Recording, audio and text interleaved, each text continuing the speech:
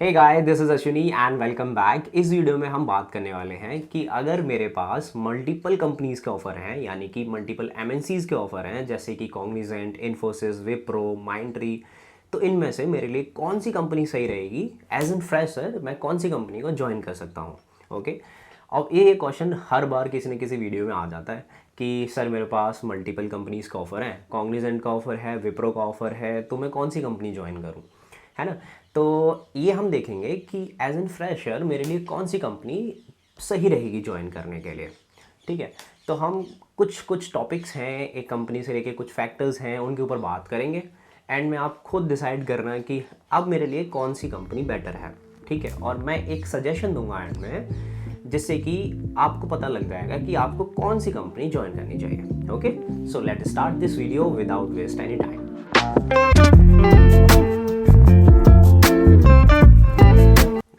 अब बात करते हैं इन सारी कंपनियों के कंपैरिजन की। ठीक है। अब जैसे इन्फोसिस हुई, कॉग्निजेंट हुई, या फिर विप्रो हुआ, कोई भी कंपनी हुई। ठीक है। सबसे पहला पॉइंट आता है ट्रेनिंग। अगर मैं फ्रेशर के पॉइंट ऑफ व्यू से देखूं, बिकॉज एज एन मैंने कॉलेज में मैं समझ के चलता हूँ कि मैंने कुछ नहीं पढ़ा है, मैंने मस्ती किया है 4 साल। ठीक है। तो मुझे कुछ नहीं आता है, या फिर मुझे कोई और चीज़ आती है और बाय चांस मैं किसी और चीज़ में असाइन कर दिया गया हूँ। ठीक है। तो ऐसी जगह पे सबसे मेन इंपॉर्टेंट चीज़ आती है ट्रेनिंग, कि कंपनी मुझे किस चीज़ की ट्रेनिंग देती है और कैसी ट्रेनिंग देती है। तो देखो, इन्फोसिस की अगर हम ट्रेनिंग की बात करते हैं तो मोस्ट प्रोबेबली वो हमको मैसूर वगैरह भेजती है, मैसूर भेजते हैं वो। ठीक है। वो कैंपस अपने आप में बहुत ब्यूटीफुल है।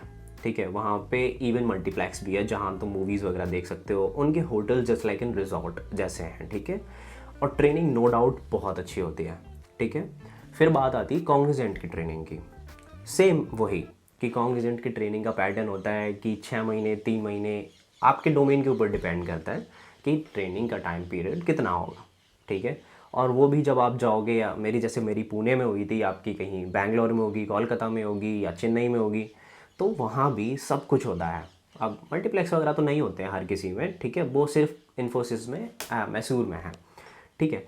वो ये एक अच्छा मेरे को क्या पॉइंट लगता है इन सारी कंपनियों में, कि आपकी ट्रेनिंग के टाइम से आपकी सैलरी फुल आती है। बाकी का कुछ जो स्टार्टअप्स वगैरह होते हैं, या फिर यहाँ नोएडा बैंगलोर में कुछ ऐसे स्टार्टअप्स होते हैं कि आप उनको ज्वाइन करोगे तो वो आपको 10,000 15,000 देते हैं। ठीक है। फिर उसके बाद आपकी फुल सैलरी देते हैं।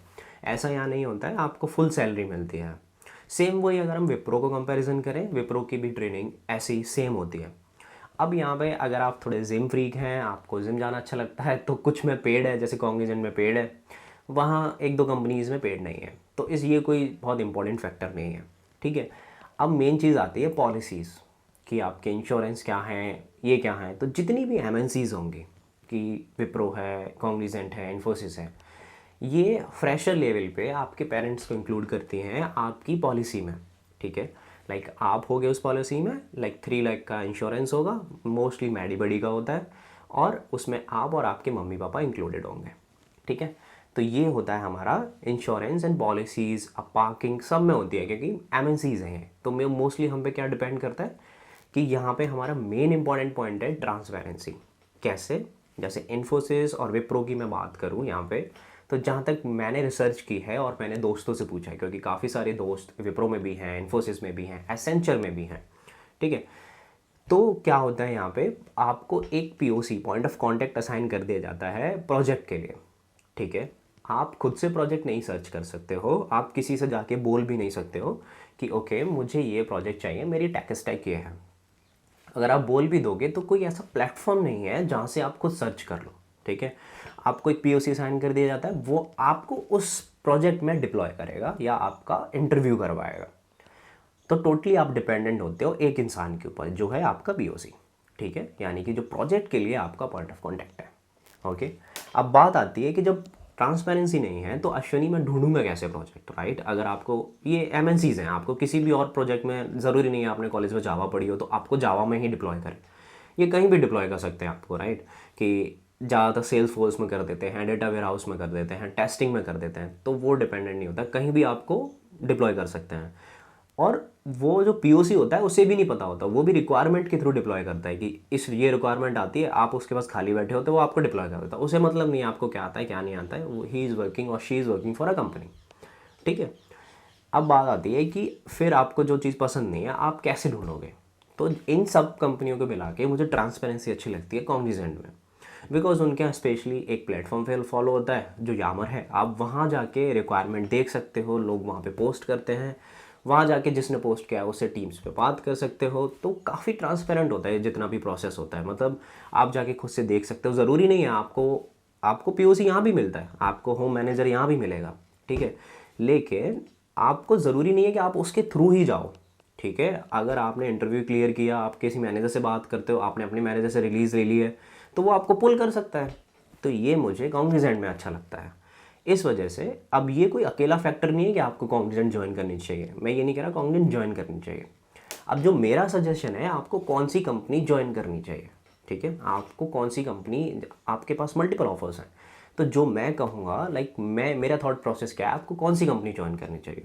आप मुझसे कहोगे कि पैकेज देखते हैं कि अश्विनी 3.6 इन्फोसिस देती है, 4 लाख कॉग्निजेंट दे रही है, तो फिर यार मैं 4 लाख ज्वाइन कर लेता हूँ। देखो यार 40,000 में कुछ फ़र्क नहीं पड़ने वाला है, जिसका 3.6 है उसका करीबन लाइक 21-22 जितना 23 कितना भी आएगा, जिसका 4 लाख है उसका 25-26 इतना ही फ़र्क पड़ेगा 2-3 हज़ार से। आई नो आपके लिए थोड़ा होगा, क्योंकि जब हमारे पास मंथली इनकम आती है और जब हम नए होते हैं तो लगता है कि यार 3,000 रुपये कमा रहे हैं, लेकिन देखो सबसे मेन चीज़ यहाँ पे क्या है कि एज एन फ्रेशर आप ना वाइट बोर्ड हो, ठीक है, आपके ऊपर अगर आपको किसी भी टेक्नोलॉजी में पहली बात तो इंटरेस्ट नहीं है, लाइक आपने कॉलेज में इतना किसी में इंटरेस्ट नहीं है, आप क्या कह रहे हो कि मुझे जिस भी चीज़ में काम मिलेगा मैं कर लूँगा, तो आप जस्ट नहीं वाइट बोर्ड हो, आपके ऊपर मैं कुछ भी लिखूँगा वो चमकेगा। ठीक है, आपके ऊपर पहले से कुछ लिखा हुआ नहीं है कि मैं उसके ऊपर कुछ लिखा हूँ तो ओवर राइटिंग हो जाएगी, है ना। ठीक है, अब यहाँ पे आप वाइट बोर्ड हो, आपके ऊपर मैं कुछ भी लिखूँगा वो अलग से चमकेगा।